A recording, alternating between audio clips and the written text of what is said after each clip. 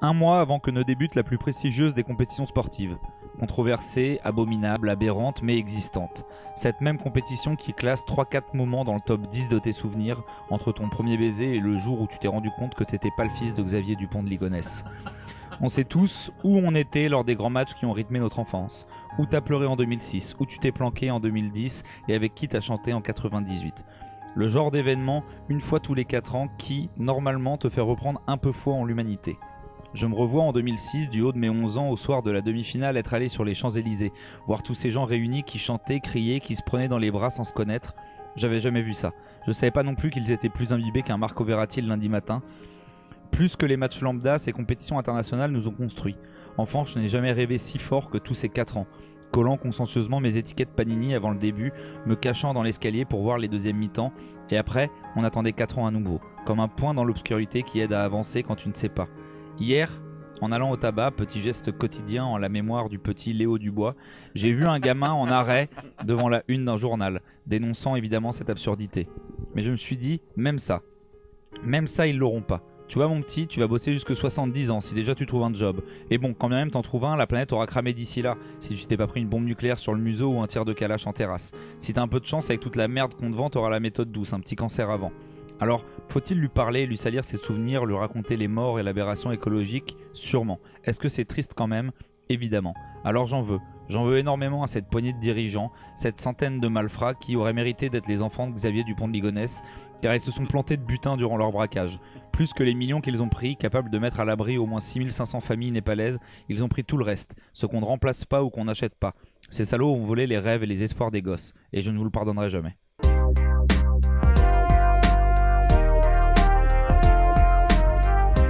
Bonjour, bonsoir à tous, bienvenue pour ce 4ème épisode de Poteau Carré de la saison. Karim est Ballon d'Or, moi je boite toujours, Darmanin est toujours ministre, les jours se raccourcissent, mais Val affiche une mine délicieuse. Bienvenue dans ce mois doux amer un peu paradoxal.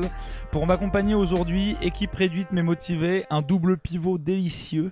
À ma gauche, aussi efficace à la récup du ballon que politique, le pressing est agressif comme la descente, la relance plus propre que son t-shirt après un kebab. Comment vas-tu, Val? Écoute, ça va très bien. Bon, ça va très bien, je dis ça, mais pas du tout. En fait, les week-ends se suivent et se ressemblent pour l'Olympique Lyonnais. La dépression d'automne est là. Vivement cette magnifique coupe du monde. Sur Prime, pendant 80 minutes, ils étaient là à faire on sent vraiment la patte Laurent Blanc, etc. Ah putain, mais toi aussi tu l'as vu. C'était infernal, mec. C'était une Il est là catastrophe, depuis 3 jours, qu'est-ce que tu racontes? Ce qui est bien, c'est qu'il s'habitue déjà à être programmé à 15h le dimanche, donc ça c'est... Ouais. Ça dure, c'est un scandale. J'ai pas envie d'en reparler, mais la médiatisation du Stade Rennais, nous dérangeons.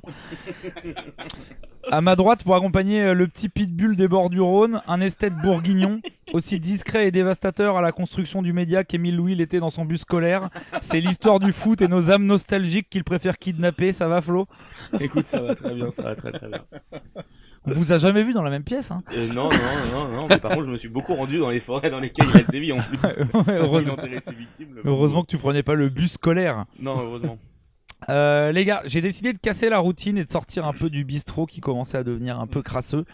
Étant donné qu'en plus la moitié de vos pronos sont faux et que nos avis perso sont écoutés en général surtout par notre daronne, je propose qu'en début d'émission, petit boulimique de contenu que vous êtes, on partage chacun un coup de cœur histoire de faire une passe D à ceux dont on aime le job et de faire découvrir des choses à nos auditeurs. Donc ça peut être un doc, un livre, un compte Twitter ou Insta, juste un article si vous préférez, vraiment ce qui vous tente, celles et ceux que vous voulez mettre en avant. Est-ce que vous avez quelqu'un que vous voulez mettre en avant aujourd'hui? Ouais, moi j'en ai un. C'est un média dont on a pas mal entendu parler dernièrement, notamment avec toutes les affaires de la FFF et Noël Le Graët, puisque Romain Molina a publié toutes ces affaires sur ce site-là. C'est le site Josimar Football, qui est un média norvégien vraiment de qualité, qui traite de pas mal de trucs. Alors pas forcément des trucs super joyeuses, notamment toutes ces affaires de FFF. Il y a aussi pas mal de trucs sur la question des paris sportifs et justement des bookmakers asiatiques. Ça c'est Philippe Auclair, parce qu'il y a Philippe Auclair qui écrit pas mal sur ce média-là aussi. C'est pas mal des enquêtes, ouais, au final. C'est énormément d'enquêtes, c'est des articles longs, mais c'est aussi ça qui fait la qualité du journal. Et voilà, donc pas des trucs très joyeux, mais des trucs assez efficaces et assez pertinents. Donc je recommande Josimar Football. Et c'est pas écrit en norvégien. Hein, c'est pas du tout écrit en norvégien, c'est écrit en anglais par contre. Ouais, mais on peut les traduire, je crois, non? On peut les traduire ouais. grâce à C'est un magnifique outil Google Traduction. C'est un petit peu bancal. On va pour tous les amateurs d'Élise Lucet. Voilà. Qui n'hésitent pas. Flo, est-ce que tu as un truc à nous partager, toi? Écoute, moi je vais faire un truc un peu moins connu que Josimar, parce que Josimar était pas mal dans le centre d'actualité ces derniers temps. Écoute, pour une fois qu'il nous fait pas un truc trop de hipster, Ouais, on va pas- J'étais bien. Et moi, il a hésité entre Josimar et l'équipe. Oh, t'es dur parce que c'est quand même un truc beaucoup Je plus sais. petit. Non, moi c'est le magazine Orange qui est sorti au mois de juillet dernier, un magazine purement digital puisque c'est un magazine purement amateur. Orange avec un J. Orange avec un J, exactement, et qui en fait a retracé la saison des acteurs du foot néerlandais, donc à la fois les clubs, les joueurs, les dirigeants, entraîneurs. Et c'est un magazine qui a été lancé, donc complètement amateur digital, je le répète, qui a été lancé par Enzo Pello, qui a seulement 18 ans et qui s'est donné la riche idée de lancer un magazine. On a Tom aussi de la team là, qui a écrit quelques articles, parce que j'en ai écrit également sur Pep Linders. Il se fait des autopromos, lui, tranquille. L'adjoint de Liverpool notamment et Virgil van Dijk, mais en tout cas c'était un super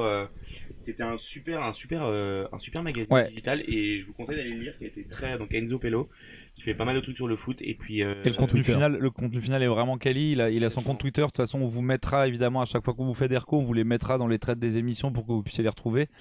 Et c'est vrai qu'à 18 ans, c'est quand même assez impressionnant. Moi, j'apprenais à peine à faire des collages double feuille. Ouais. Moi, je vais vous conseiller le compte Twitter Clean Sheet. On a souvent échangé avec lui. On n'a jamais Vous faites vraiment croquer bossé les copains là un peu ensemble. quand même. On fait un peu croquer les copains, mais en même temps, on aime beaucoup son contenu. Il a Ouais. changé un peu sa ligne édito cette année. Il fait beaucoup de trades intéressants. Donc pour ceux qui n'ont pas forcément le temps d'écouter des podcasts longs ou de lire des bouquins, etc., il fait vraiment des trades super complets sur des équipes, des joueurs. Il y a sur eu beaucoup de Vigo choses. cette année et Ouais. Norwich. Norwich, il Et a fait j'en- Arsenal aussi, si je dis pas de Et bêtises. j'en oublie un autre, ouais, peut-être, mais j'en oublie un autre. Mais en tout Mauvais cas, élève. n'hésitez pas à aller le suivre, Clean Sheet sur Twitter, on vous mettra le lien aussi. Et voilà, maintenant on reviendra tous les 15 jours avec des petits conseils, des petites recos. Et voilà, et en attendant, on va passer nous à notre gros sujet.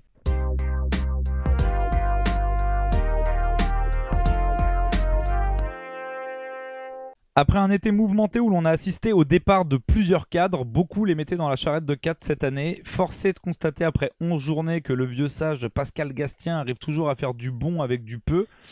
Clermont est dans la première partie de tableau, développe un football cohérent pour un club qui ne connaissait pas la Ligue 1 il y a peu d'ailleurs, et on oublie un peu trop souvent à mon goût de parler de son coach, principal artisan de cet équilibre, à qui l'on tressé des louanges lors de la montée et qui est un peu retombé dans l'oubli des médias et des suiveurs.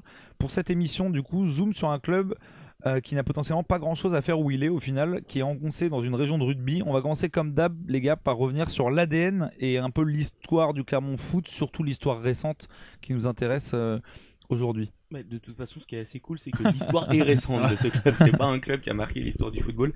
Le club, comme on le connaît aujourd'hui, il a été fondé en 1984, donc encore plus récent que le PSG, par exemple. Il est né après Alex. Exactement.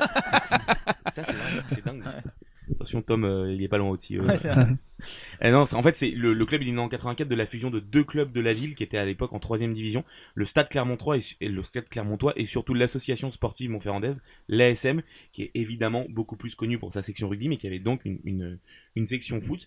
Et c'est au moment où la fusion s'est faite en 1984 que le club, comme on le connaît aujourd'hui, est né. Et d'ailleurs, ces années 84, donc à l'époque, le club démarre en 3e division. Il y a quelques joueurs, parce que ça reste un club d'une ville de province qui reste un club de 3e division, donc évidemment pas professionnel, mais il y a quelques joueurs un peu majeurs des années 70-80 du football français qui vont arriver à Clermont. Il y a notamment Andrzej Zarmak, donc ancien attaquant polonais de la JOCR, pardon, qui a été une légende de la JOCR et qui arrive en 87 comme entraîneur-joueur. J'aime bien les joueurs marquants des années 70, c'est les joueurs d'Auxerre, quoi. Et autre joueur surtout marquant, lui, pour le coup, des années 70, parce que Zarmak c'est plutôt les années 80, de l'OL, qui a marqué un petit peu Clermont. Ouais. C'est Serge Chiesa qui est venu terminer sa carrière, lui qui avait été formé justement à l'ASM, je crois, l'AS Montferrandaise.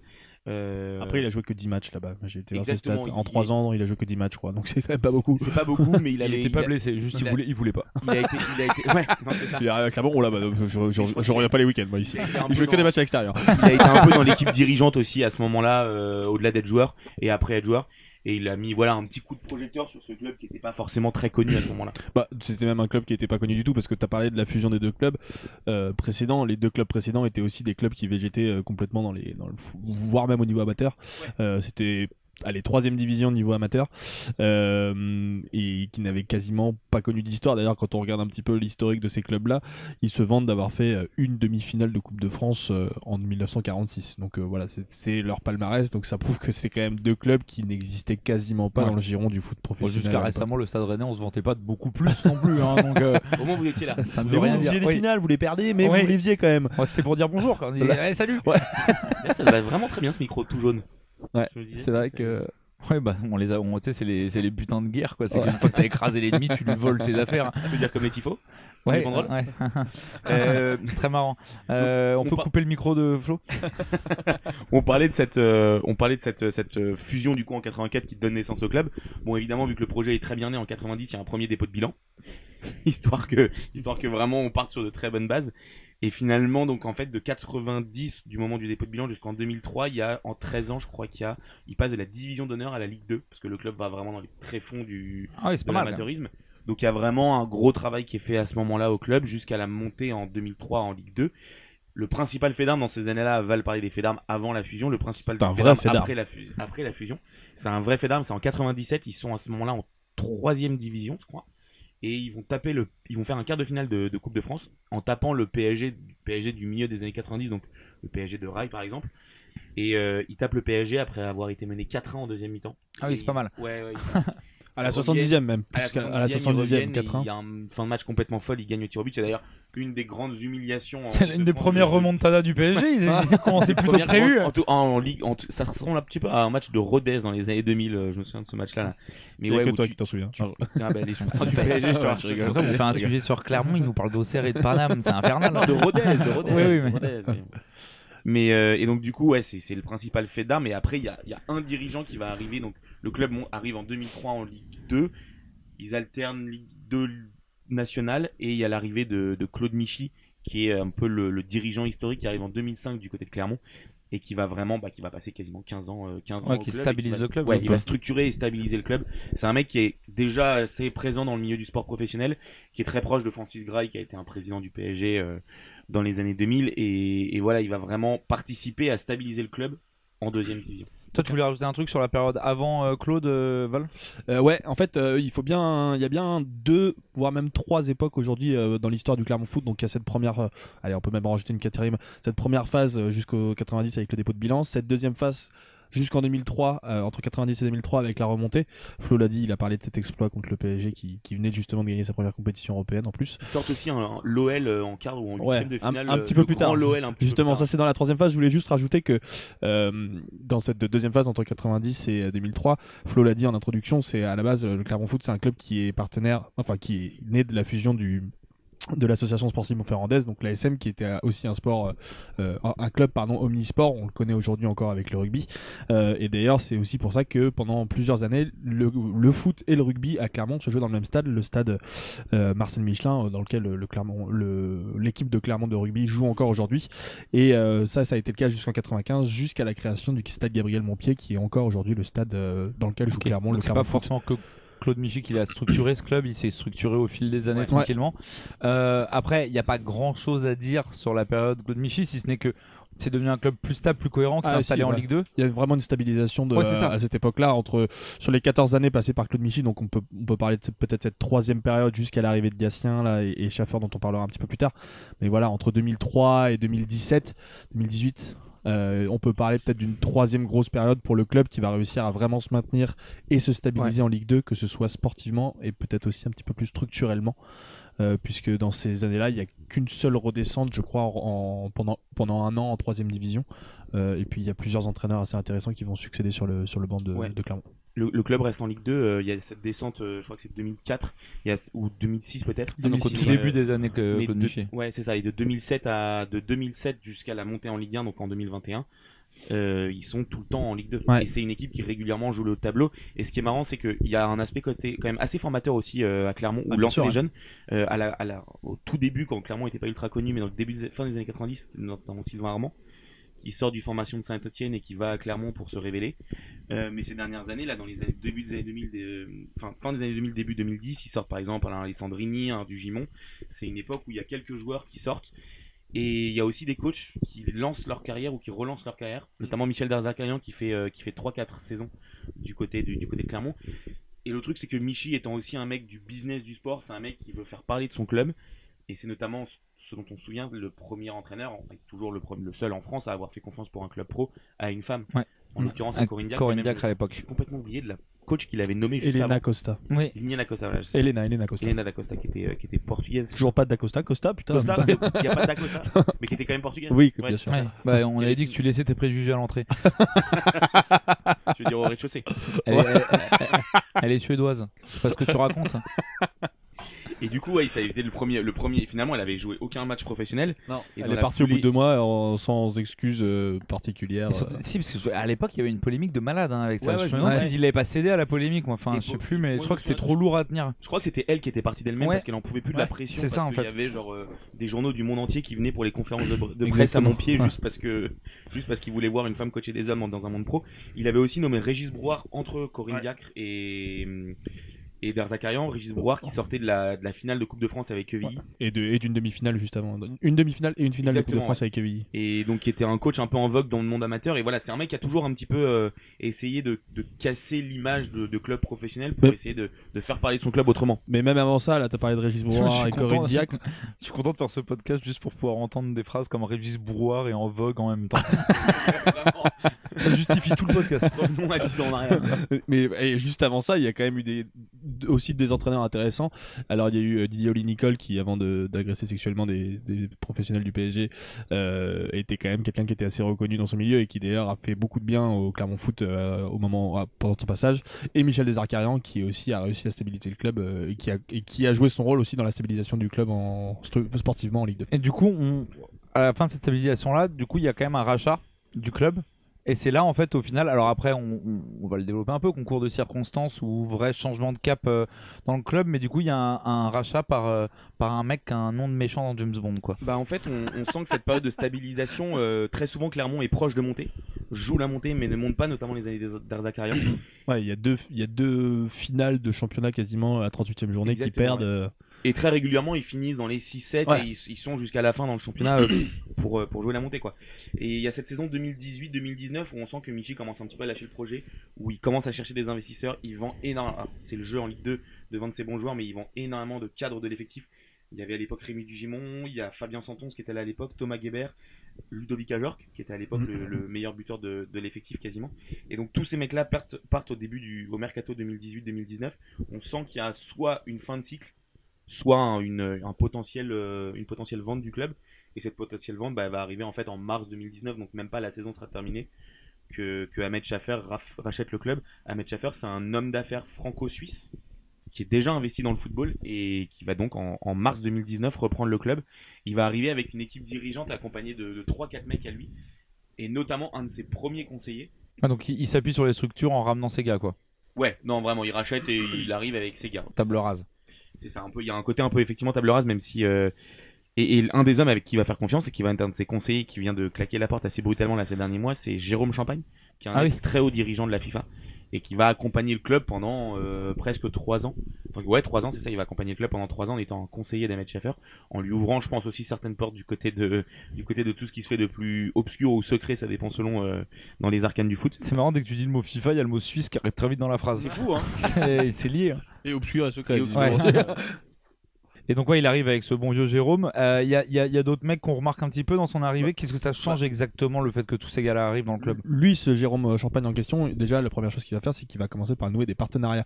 Alors évidemment, on va parler un petit peu plus tard du club de Lutenau qui est détenu, on peut en parler maintenant d'ailleurs, qui est entièrement détenu par Ahmed Schaffer aussi, lui aussi. Donc c'est devenu un club un peu filial. Je sais pas si on peut. C'est un club autrichien pour le rappeler à tout le monde. Oui, pardon, un club autrichien qui est aussi entre la première et la deuxième division aussi depuis plusieurs années. Et mais au moment où ils l'ont racheté, il était déjà en première division, il est redescendu, il est remonté. Bref, c'est donc un club satellite, si on peut l'appeler comme ça, ou un club filial, ça dépend des termes que vous voulez utiliser. Tremble le City Group. Voilà. Mais il n'y a pas que ce partenariat-là, qui pour le coup est un vrai partenariat officiel. Il va aussi nouer des partenariats avec le tout-puissant Mazembe, qui est un club africain qui est assez connu, qui a gagné plusieurs fois la Ligue des Champions africaine. Et un autre partenariat avec la JS Kabylie, qui est un club algérien, C'est 2 clubs mythiques africains du deux continent clubs africain très connus du continent africain, bien sûr, et ça va être des partenariats qui vont se créer justement pour aussi pouvoir échanger les joueurs plus facilement, voilà, effectuer les transferts. Donc en fait Jérôme Champagne il est venu vraiment pour être là sur le côté tout l'aspect financier et partenariat. Un peu comme il a Ponceau chez vous quoi, c'est un bon directeur du football. Je vais me suicider. Et donc t'en parlais, il y a évidemment Jérôme Champagne, mais il vient aussi avec 2 autres personnes. Il arrive avec Ingo Winter qui est ex-directeur de recrutement de Hanovre et de Kaiserslautern, donc c'est un mec qui a quand même pas mal fait ses preuves en Bundesliga, qui a pas mal performé, et une autre personne qui s'appelle Eric Perroger qui arrive en tant que directeur du centre de formation, qui lui aussi avait des expériences dans des clubs on va dire de seconde zone, puisqu'il avait déjà pas mal travaillé à Guignon et à Amiens en tant que directeur du centre de formation, et aussi pas mal à Sochaux, alors là plutôt dans un rôle d'adjoint, mais voilà, on connaît. Il arrive avec des mecs qui ont quand même des références plutôt solides, pour reprendre un peu. C'est ça qui est intéressant. Pour reprendre un peu tous les axes, quoi, pour reprendre la direction sportive, le centre de formation, la direction du business et des partenariats. Donc, on est sur un plan de business qui est normal. Enfin, très honnêtement, on a rarement des trucs aussi sérieux en Ligue 2, mine de rien, en termes de structure. Ouais, clairement, ouais. Et donc, en fait, ça marche très très vite. Ça marche très très vite. Ils ont des très bons résultats. Ils nomment Gatien comme entraîneur qui est vraiment. Gatien était déjà là avant, on n'en a pas parlé. Il le garde. Il était là depuis 2017. Schaffer arrive en 2019. Gatien avait déjà eu des résultats l'année précédente où il avait quasiment fini. Je crois qu'il finit 4ème. Ouais, non, il finit 6ème, mais il y avait déjà les systèmes de barrage. Donc il est vraiment. C'est la première place non qualificative pour les barrages d'accession en Ligue 2. En Ligue 1, pardon. Mais donc voilà, il avait déjà eu des résultats et Schaffer décide de le maintenir à son poste d'entraîneur. Et parce que Gatien est aussi un mec qui lance pas mal, qui a au-delà d'un projet de jeu assez sexy, il lance pas mal de jeunes. C'est ce qu'on va dire, on va y passer à Gatien parce que c'est quand même un des hommes majeurs de ce nouveau Clermont. Et puis aussi, c'est une marque d'intelligence, entre guillemets, je pense, de la direction, de garder un mec qui a des bons résultats, qui a la confiance de son groupe. Et du coup, Gastien arrive vite à mettre en place tout ça. Est-ce qu'on peut revenir un peu sur le profil de Gastien avant de parler de la remontée de Clermont et du groupe ? C'est un coach qui a beaucoup été finalement en 2ème division. Parce que c'est un coach qui a été historique du côté de Niort. Je crois qu'il fait monter Niort. Il reste 7 ans à Niort et il fait monter Niort de la 4ème de la 4ème division, donc de l'équivalent de ce qui était la CFA à l'époque ou la CFA 2, jusqu'à la Ligue 2. Il a solidifié Niort en Ligue 2, ce qui était pas. Et puis quand on voit ce qu'est Niort, ce qui est devenu Niort aujourd'hui, on sent que son départ a fait beaucoup de mal au club. Surtout avec le Bourbier qui est à la direction. Exactement. C'est pas forcément le mec qui va faire des exploits. Il a un côté un peu furlant sans les monter en fait. Oui, mais il a quand même un côté, c'est un peu ce que je dis dans l'intro, machin, il a quand même un côté à faire surperformer ses équipes mineures, parce que Niort avait rien à foutre là. Clermont, très honnêtement, on sent que sur l'effectif, ils n'ont pas grand chose à faire là. Donc c'est un mec qui joue beaucoup, j'imagine, sur le côté de son groupe. Déjà, il y a un côté, il y a un truc qui est très intéressant, c'est que c'est vraiment un passionné de jeu, mais comme rarement on en entend parler. D'ailleurs, Pascal Dupraz était un petit peu moqué de lui en disant que c'était un peu un Guardiola bis ou un truc dans le genre. Toujours une analyse très fine de l'ami Pascal Dupraz, je précise, pas Gatien, mais voilà, ça donne aussi un petit peu une idée de ce qu'il essaie de mettre en place et ce qu'il arrive à mettre en place, alors avec des moyens limités. Ouais, c'était quand même quand ils sont remontés en Ligue 1, c'était quand même une curiosité parce qu'il avait des discours qui étaient super axés sur le jeu. Il commence par 2 victoires la saison, donc. Et puis bon, après qu'on se dise, tu sens qu'au fur et à mesure où la saison a avancé, qu'ils ont commencé à pas prendre tous les points qu'ils voulaient, ça s'est un peu refermé. Mais moi je me rappelle, en début de saison sur Twitter, on avait plein de phases de jeu de Gatien où tu avais des ressorties de balles super propres. C'est rare pour un promu de réclamer ça, de sortir de l'arrière. Donc il y a une vraie science tactique et en plus on sent le mec qui est très très proche de son groupe. Il suffit de voir ce qui s'était passé avec Bayo quand Bayo était parti à Lille, etc. Donc on est sur un coach qui est quand même très très complet et qui axe le projet de jeu autour de son fils. C'est quand même pas mal aussi. C'est toujours plus pratique. C'est un très bon joueur au passage. Ouais, qu'un excellent joueur. Et justement qu'on en parle un petit peu pour prouver qu'il fait entre guillemets du très bon avec du très peu. On peut peut-être, parce que là ils font un bon début de saison, on peut peut-être parler un peu de l'effectif de l'équipe, parce qu'on a quand même eu des départs majeurs cet été. On a eu le départ de Bayo et Zedatka à Lille. On a eu le départ de Salis Abdoul Samed à Lens, sachant que Utonji aussi. Ouais, Utonji, on en revient un peu à ce qu'on disait tout à l'heure. Bayo, Zedatka, ça n'existe pas avant Gastien. Saïs Abdoul Samed, pareil, il le récupère, je crois, de 4ème division avant qu'il arrive en Ligue 2. Lui, il a fait 4ème division Lens en 2 saisons. Donc, c'est un coach qui vraiment fait progresser ses joueurs. On est vraiment sur presque un profil de formateur. Et justement, sur le profil des attaquants, c'est quelque chose d'intéressant parce qu'il y a une vraie une vraie tradition de l'attaquant qui performe à Clermont. On a eu Romain Alessandrini à une époque, c'est il y a un peu plus longtemps, Gatien n'était pas encore là, mais depuis que Gatien est là, on a eu Gerbic qu'ils ont réussi à revendre 10 millions d'euros. Juste avant Gerbic, j'avais oublié, mais il y a eu Diédou qui était parti à Angers ensuite, qui avait été élu meilleur joueur de Ligue 2 à une époque, ou meilleur buteur de Ligue 2, je sais plus. Voilà, à chaque fois ils l'ont mis, enfin Diédou l'ont vendu, Gerbic ils l'ont vendu 10 millions d'euros à l'époque, c'était un record pour Clermont. Et cette année, ils ont encore battu le record avec Bayo qui est parti à 15 millions d'euros. Moi, ce que je trouve assez marrant dans ce que tu dis, que ce soit dans les attaquants et même dans les autres joueurs, c'est souvent ce qu'on trouve chez les coachs que je trouve très formateurs, qui font un peu surperformer leurs joueurs, c'est que tous ces joueurs-là, et on a l'air de se diriger dans le même sens pour Bayo et ZK, c'est des mecs qui n'ont pas réussi ailleurs. C'est-à-dire qu'ils réussissent dans leur cocon sous ce coach-là, mais qui réussissent pas forcément ailleurs. Du coup, peut-être que le mérite revient surtout au coach. Du coup, pour reprendre un peu ou à la cellule de recrutement. Ouais, parce qu'il faut en parler de la cellule de recrutement. Qui vend bien, tu veux dire? Non, qui recrute bien les deux. Et qui recrute aussi en fonction des principes de jeu de Gatien. Mais ce que je veux dire, c'est qu'ils recrutent. Oui, c'est les deux, mais je veux dire, ils recrutent pas des mecs qui auraient performé quoi qu'il arrive n'importe où. Et c'est aussi Gatien qui fait en sorte qu'ils performent. Mais c'est là. Oui, ça travaille ensemble, c'est que ça travaille bien. Ensemble, mais c'est là où le club bénéficie aussi beaucoup de la multipropriété avec Lustenau. C'est qu'en fait, ils ont une cellule de recrutement conjointe. Donc du coup ils ont en fait une double cellule de recrutement, c'est une dizaine de personnes, on parle pas de quelque chose d'énorme, mais une qui travaille sur le marché français et une qui travaille pas sur l'ensemble du marché de l'Europe de l'Est. C'est pour ça qu'ils ont énormément de joueurs qui sont issus d'Europe de l'Est. On voit notamment la filière kosovar avec un Rachani par exemple. C'est des joueurs qu'on n'a pas forcément l'habitude, des nationalités qu'on n'a pas forcément l'habitude de voir. Alors, Reims l'avait un peu fait ces dernières années, mais par exemple il y a le Brésilien Neto Borges là qui est arrivé, il y a l'attaquant serbe Andrić. C'est justement c'est pour ça que je voulais enchaîner là-dessus, c'est-à-dire dans cette tradition des attaquants là, le successeur de Mohamed Bayo, c'est Komnen Andrić, qui est un joueur pourtant assez âgé, il me semble qu'il a 27 ans si je dis pas de bêtises. 27 ans, donc il a déjà marqué 3 buts et 2 passes ici depuis le début de la saison, et c'est un joueur qui a beaucoup de caractère. La preuve est que c'était le premier joueur serbe à porter le capitanat d'une équipe croate, puisqu'il jouait au Dynamo, je sais plus quoi, Dynamo Zagreb, juste avant. Donc voilà. Et du coup, moi je voulais revenir là-dessus, que tu parlais tout à l'heure de la cellule de recrutement, là où ça bosse de manière intéressante, c'est que je trouve ça marrant de voir que les joueurs qui ont vendu cette année, c'est plutôt des mecs, des pépites, je veux dire Bayo, ZK, Salih Abdel Samed, c'est très jeune tout ça. Et là on sent que pour se maintenir, on regarde le profil des recrues cette année à des postes phares. Tu regardes Moridio, c'est 29 ans, t'as Gonalon, c'est 33. Ils ont pris Zéphane, qui joue pas énormément, qui a 30 ans. Et Neto Borges, c'est 26, Andrić 27. C'est-à-dire que là on a pris des joueurs confirmés en se disant, et voilà, on a bien performé la première saison. Là, pour la deuxième saison, on va prendre des mecs sur qui on sait qu'on peut s'appuyer directement, où il va pas y avoir trop de temps d'adaptation.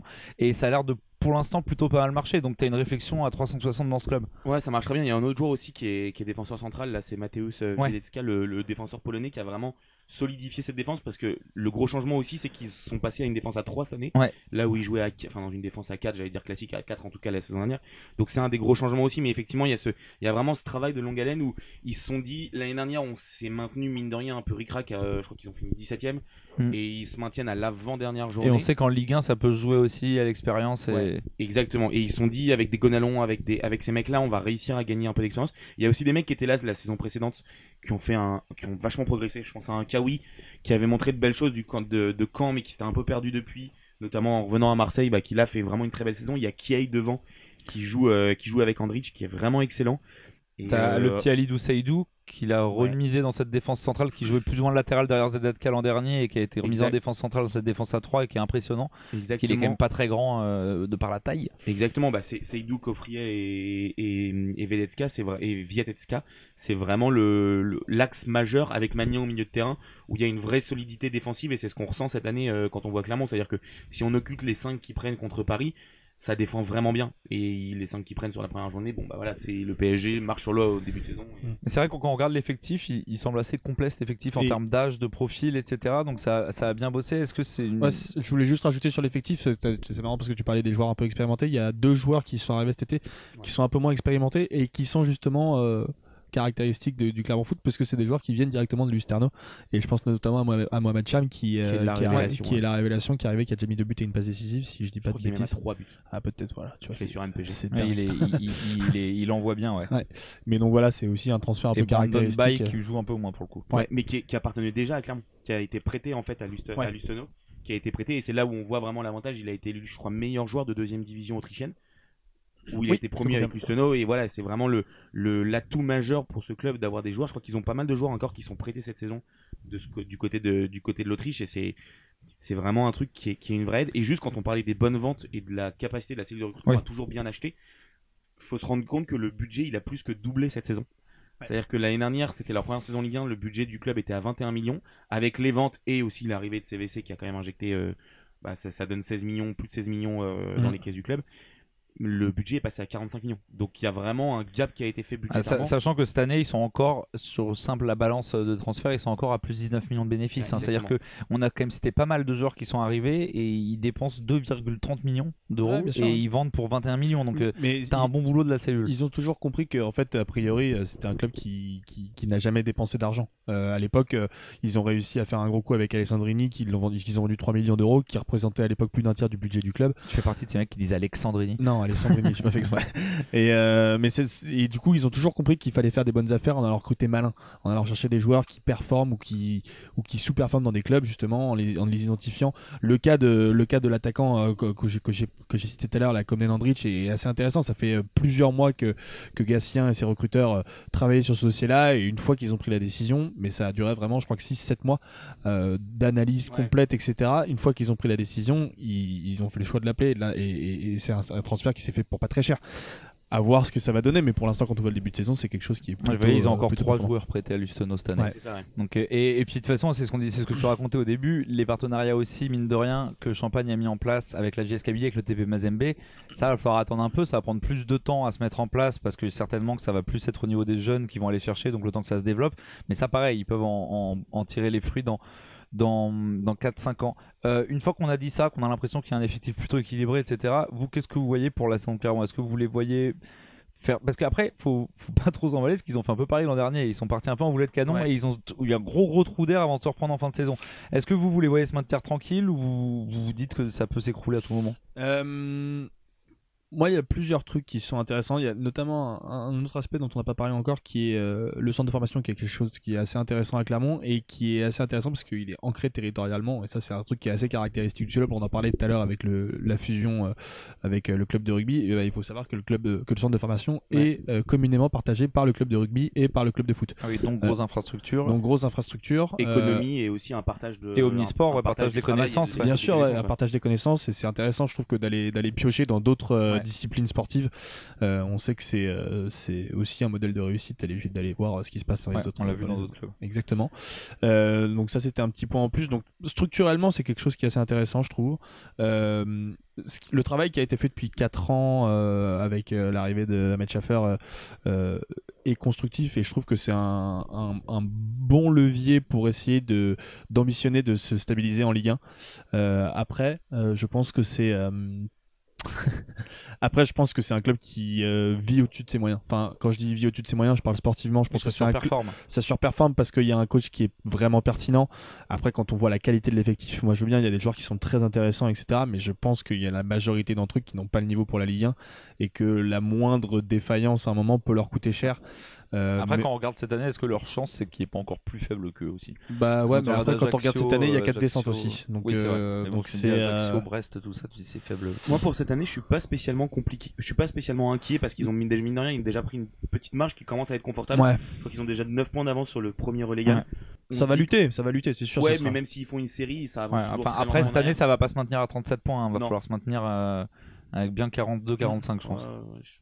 Mais non, mais moi je pense que c'est un club qui va lutter cette année, et qui, s'ils arrivent à se maintenir, peut-être réussiront encore à augmenter le budget général du club. Après, aujourd'hui, moi je pense que c'est plus un club qui mérite de jouer plutôt la montée que de jouer le maintien. Okay. Je sais pas si vous voyez ce que je veux dire. Ouais.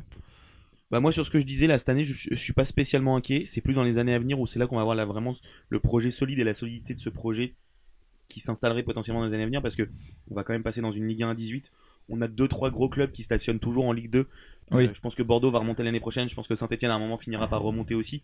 C'est des clubs qui seront pas faits non plus pour jouer le bas de tableau tout de suite. Puis même les équipes qui sont descendues il y a 2-3 ans, les Amiens, Dijon et tout, il y a encore des structures solides qui sont là pour remonter. Exactement. Donc c'est là où on va voir vraiment la capacité de se solidifier, et s'ils descendent en Ligue 2 à remonter assez vite. Donc moi je suis Voilà, c'est ce que je pense. Pour cette année, je suis pas spécialement inquiet. Après, il faut aussi se rendre compte qu'ils sont 8e. Ils ont pris 17 points. Ils ont pas non plus affronté de très grosses équipes. En tout cas, à chaque fois qu'ils ont affronté des grosses équipes, ils ont perdu. Ils ont perdu contre le PSG, contre Marseille, contre Lorient. Ils ont fait nul contre Monaco ce week-end, là, qui est une belle performance. Ils ont battu Nice dans une période où c'était très compliqué pour Nice. Il leur reste toujours. Ils prennent un carton au bout de 52 secondes. C'est ça. Il leur reste toujours à affronter Lens, Rennes, Lyon. Tu les mets dans les gros clubs? Lyon. Moi je ne vais pas dans les clubs. Il faut bien que vous ayez un derby et quelqu'un à frapper de. Oui, c'est vrai. Cette année. C'est vrai. Il n'y a pas de Grenoble, il n'y a pas de Saint-Etienne. Non, mais moi je vois bien ce que tu veux dire. Là où je suis un peu d'accord aussi avec toi en plus, c'est que je pense que cette année ça va le faire parce que les paris sont réussis. Je pense que le vrai risque qu'il y a aussi, c'est que le club n'a pas énormément d'argent et repose vraiment sur la réussite de la cellule sportive et sur Gastien. Si Gastien se barre, que la cellule sportive se foire sur 4-5 paris, parce que ça arrive, hein, les cellules sportives, elles peuvent très bien travailler et se planter. Ça peut très vite, je pense que le château de cartes peut très vite s'écrouler. Mais moi c'est pour ça que je pense que je te disais qu'ils ont plus à faire moi aussi, dans le premier tiers de Ligue 2. Mais je pense que cette saison leurs paris sont réussis, que le discours du coach franc et que ça va tenir. Probablement. Après, ce qui est intéressant, ce que je te disais, c'est que depuis 3-4 ans, le club s'est très bien structuré et le projet qui a amené Ahmed Schaffer est très bien structuré et fonctionne très bien. Là, depuis le début de l'année, il y a quand même eu les premiers petits couacs. Il y a Jérôme Champagne qui est parti, donc le mec qui était en charge de tous les partenariats à l'international. Notamment en raison du transfert d'Outonji, où lui n'a pas accepté qu'on laisse partir un joueur majeur dans un club concurrent pour le maintien. Entre autres, mais à son départ, il a quand même dit aussi que Ahmed Schaffer commençait à imposer des joueurs à Gatien. Donc, le projet a très bien fonctionné jusqu'ici. Attention au vilain suisse. Attention. Non mais attention à voir si est-ce que tout le monde reste bien à sa place et fasse perdurer ce projet-là, parce que c'est vrai que on a vu même des grands clubs se casser la gueule. Il n'y a pas de marge de manœuvre, de hiérarchie. Ouais, c'est vrai. Mais oui, non mais t'as raison. De toute façon, on verra ce qui se passe. Moi, je pense que en fait, faudrait aussi espérer qu'ils arrivent à serrer les dents pendant 4-5 ans, à se maintenir pour avoir les fruits de leur structure, c'est-à-dire leur centre de formation, leur partenariat africain, etc. Est-ce que ça va tenir aussi longtemps que ça? On verra bien, même déjà si ça tient toute la saison, si les Gastian Boys arrivent à tenir sur la longueur. Je laisse à chacun le soin de se faire son avis après ce débat animé. En tout cas, moi je trouve que c'est un club attachant, ça fait plaisir de voir des clubs un peu différents qui remontent en Ligue 1. Et puis même franchement, footballistiquement, c'est pas inintéressant ce que propose Gastien, c'est très cohérent, j'aime bien ce qu'il propose. Je propose, messieurs, qu'on passe à vos chroniques du coup maintenant.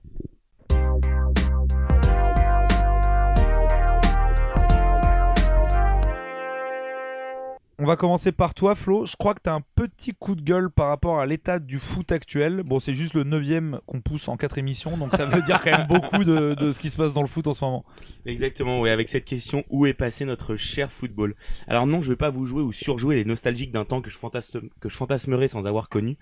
Je suis né en 1995, année de l'arrêt Bosman, date charnière marquant le début de la grande globalisation libérale et capitalistique du football. Alors évidemment, l'argent et le football, ou plutôt l'argent du football, ont en tout temps dérangé, choqué ou questionné, et surtout accompagné l'évolution du sport roi. Les affaires en tout genre n'ont pas non plus attendu la deuxième moitié de la décennie 90 pour tâcher le football devenu véritable bouc émissaire. Combien de fois as-tu entendu leur fameuse rengaine? Tout ça pour 11 types qui courent derrière un ballon, et ce n'est que du foot. Comme pour atténuer ta peine, comme pour accentuer ta haine, le foot et les supporters que nous sommes subissons ce mépris de classe d'une société qui ne nous comprend pas cet amour déraisonnable et cette passion que l'on nous casse. Et pour autant, aujourd'hui, et pour la première fois, je me sens moi aussi honteux d'aimer le ballon. Depuis que de plus en plus, je vois ma passion et mon sport ne plus tourner très rond. D'une échappatoire d'une société de plus en plus en déliquescence, le football semble aujourd'hui devenir un moteur de sa décadence. L'arrêt Bosman avait donc définitivement ouvert les vannes d'un foot sans limite et ultra fric, mais aujourd'hui, comme chaque fan, je me réveille chaque jour un peu plus avec un sentiment pas très chic. Celui d'un enfant qui voit l'évolution de son sport tourner vers le business et l'ultra-financiarisation, dont les termes sont désormais devenus familiers pour tous les suiveurs dans le quotidien de notre passion. Une tendance à laquelle nous avions fini par nous habituer en se pinçant le nez, guidés par notre amour du jeu, jusqu'au séisme du projet de Super League mené par les clubs les plus riches, sonnant comme un terrible adieu.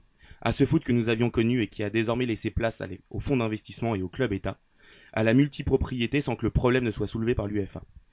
Et comme si cela ne suffisait pas, depuis plusieurs semaines, les instances semblent jouer plus encore avec notre passion, alors que se profile une Coupe du Monde désavouée par les fans à en perdre la raison. Une Coupe du Monde vide de sens, octroyée sous fond de corruption et de décalage hivernal, qui va surtout bafouer les droits humains et faire fi de toute exemplarité environnementale. Et alors que résonne de plus en plus fort autour de vous la musique du boycott, posant le dilemme de cette compétition qui tous les 4 ans, comme un enfant, nous réconforte, Comment être guère plus emballé par une équipe de France qui vient pourtant défendre son titre? Une équipe qui vit au rythme des blessures, des marabouts et des piètres performances sportives, étendard et fanion d'une fédération indigne et rance à la complète dérive. À l'image de son président d'un autre temps et des magouilles internes cachant de graves dysfonctionnements, qu'une société ne peut plus accepter sur tous les volets, mais qui plus est quand on touche aux enfants. Alors pour réjouir et regoûter à ma passion brute, je devrais avoir mon PSG. Club aux côtés duquel je ne cesserai jamais de marcher, peu importe l'actualité, mais qui ne cesse de me consterner et dont les affaires s'affichent désormais en double page. Des mingouilles internes aux armées de trollers numériques que de mon club détruisent l'image, autant que des mercenaires individualistes acclamés par un public façon Disneyland, et une saison de plus à croire, à rêver à la Ligue des Champions mais qui finira en best-of de Groland. Alors en ces temps déjà suffisamment tourmentés, je m'attendais du foot que des émotions déraisonnables, j'en récolte finalement culpabilité et dégoût à la hauteur de ma passion, et beaucoup trop de une de journal. Merci Flo. On remercie nos sponsors pour cette chronique, Sarwell Pacher et Diabolo Rigolo. Flo a actuellement une nuque longue et il est en train de rouler une clope roulée là. Val, toi aussi, t'es dégoûté un peu du foot actuel? Ouais, en vrai, on peut que valider. Non, mais évidemment. Mais en fait, je pense que pendant longtemps, Flo l'a dit, on s'est un peu bouché le nez, on a un peu regardé ailleurs parce que j'ai l'impression que la pourriture dans les instances, ça s'est toujours passé, il y a toujours eu ça, etc. Mais là, j'ai l'impression que ça touche de plus en plus. Ouais. Alors, nos clubs, peut-être le tien un peu moins, mais j'ai l'impression que nos deux, enfin, encore Flo, c'est d'autres proportions. Mais à tout niveau, je suis d'accord, même les affaires de joueurs, les machins, ouais, on a quand même l'impression qu'il y en a de plus en plus. J'ai l'impression que c'est gangréné de partout. Est-ce que c'est avec l'ultra-information aussi? Peut-être. Mais moi, entre ça et évidemment les mauvais résultats et les gestions catastrophiques, il y a un moment où tu dis, ouais, ça commence à. Stop, là, ça s'accumule, quoi. Là, c'est un peu beaucoup. C'est pesant, et à l'inverse, les supporters d'un club, et pourtant Rennes n'est pas un petit club, Rennes est vraiment en train de proposer un projet solide, mais t'as le sentiment qu'ils jouent plus dans les mêmes cours et qu'ils ne pourront jamais jouer dans la cour des autres. Ouais. On est clairement le 3e club de France. Non, mais ouais, c'est un peu fatigant. C'est pour ça que je suis content d'être supporter de Rennes, même si bon, en même temps, tu regardes notre propriétaire, c'est pas beaucoup mieux. Mais au moins, il n'y a pas trop d'affaires extrasportives. Tu vois. Là, nous, en fait, moi, je suis l'exemple parfait de ce que tu viens de dire. Nous, on peut continuer à se boucher le nez parce qu'on sait pas et qu'on veut pas savoir. Ça. Et vous, ça sort trop vite. On va passer du coup maintenant plutôt à la chronique de Val qui va peut-être nous remettre un petit peu de baume au cœur. Val, tu vas nous parler des entreprises à mission. Est-ce que tu peux nous expliquer un peu ce que c'est que ce concept? Et pas uniquement les entreprises à mission, je le mets plus globalement, les clubs qui décident d'adopter des statuts juridiques originaux. Les questions juridiques, c'est un sujet dont on ne parle que très peu dans le monde du foot aujourd'hui, et pour cause, il n'existe que très peu de diversité dans les statuts des clubs professionnels. À l'instar du monde de l'entreprise classique où la très grande majorité des grandes et moyennes entreprises se structurent sous forme de SA, Société anonyme, SAS, Société par action simplifiée, ou SASU, Société par action simplifiée unipersonnelle, les clubs de foot se structurent sous ces formes-là. Mais vous le savez, le football est aussi le miroir de la société et il s'avère que certains clubs décident aujourd'hui de suivre une nouvelle dynamique, la dynamique écologique. Depuis plusieurs années maintenant, le monde fait face à une prise de conscience globale sur les questions environnementales et énergétiques.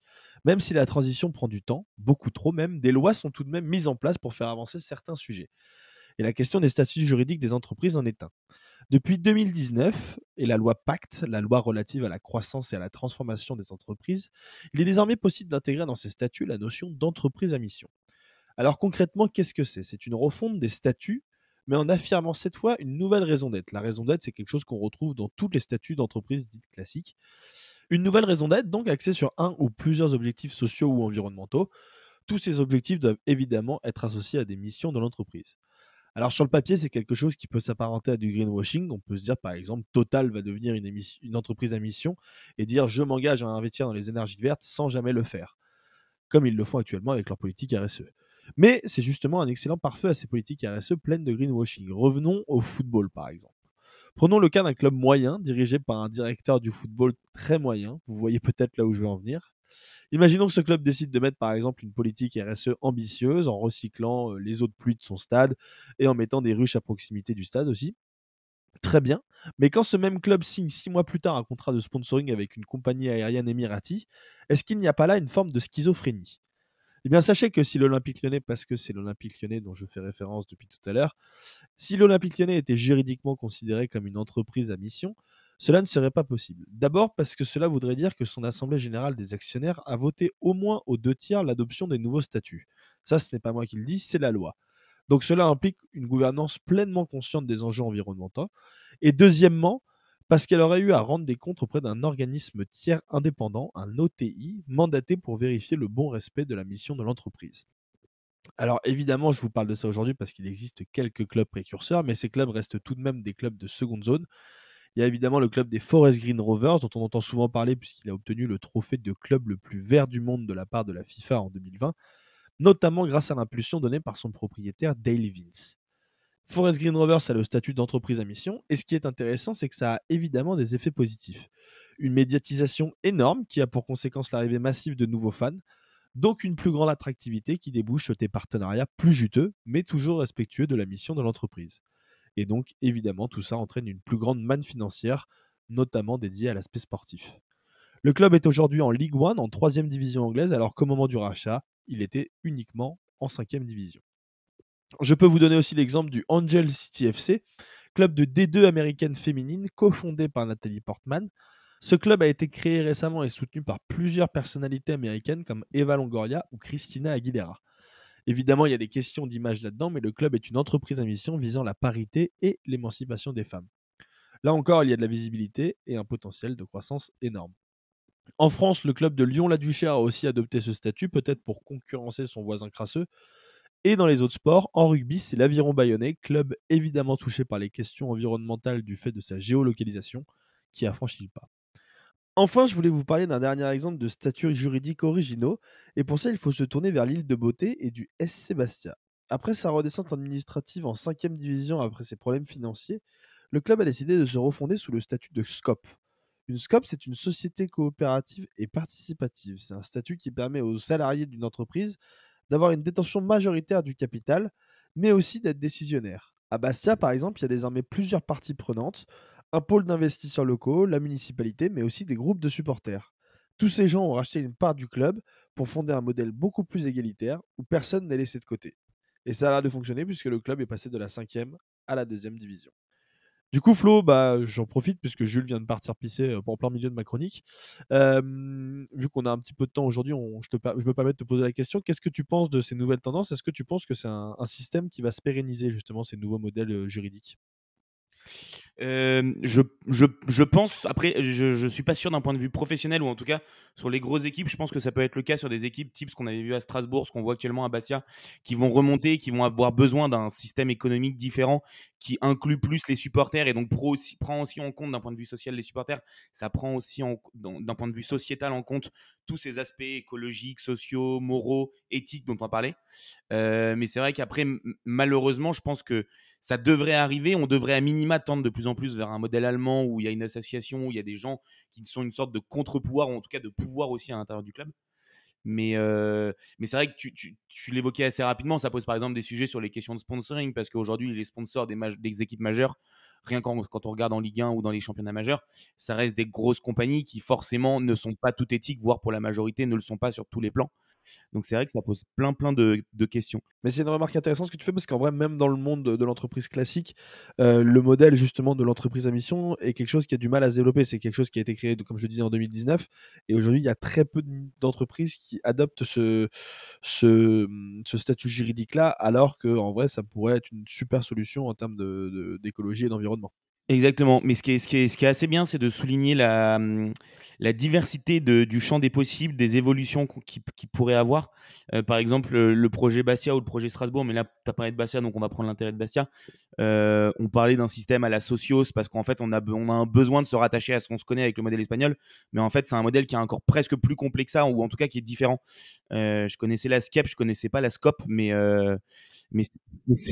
c'est un truc, c'est des choses comme ça qui, je pense, vont permettre, je sais pas, évidemment, je pense à un club comme le Red Star, alors qu'il vient d'être acheté par un fonds d'investissement, mais je pense que c'est des clubs aussi comme ça qui ont des missions sociales qui dépassent largement le cadre sportif et qui pourraient complètement, à court terme, répondre à ce besoin qu'a le foot, parce que moi, j'estime que c'est un besoin et un devoir qu'a le foot de faire profiter à la société de son rôle social.